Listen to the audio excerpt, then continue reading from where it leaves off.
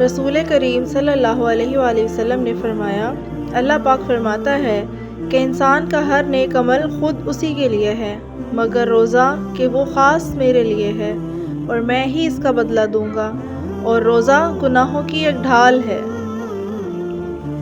اگر کوئی روزے سے ہو تو اسے فحش گوئی نہیں کرنی چاہیے اور نہ شور مچائے۔ اگر کوئی شخص اس کو گالی دے یا لڑنا چاہے تو اس کا جواب صرف یہ ہو کہ میں ایک روزہ دار آدمی ہوں۔ اس ذات کی قسم جس کے ہاتھ میں محمد صلی اللہ علیہ وآلہ وسلم کی جان ہے، روزہ دار کے منہ کی بو اللہ تعالیٰ کے نزدیک مشک کی خوشبو سے بھی زیادہ بہتر ہے۔ روزہ دار کو دو خوشیاں حاصل ہوں گی، ایک تو جب وہ افطار کرتا ہے تو خوش ہوتا ہے، اور دوسرے جب وہ اپنے رب سے ملاقات کرے گا تو اپنے رب کا ثواب پا کر خوش ہوگا۔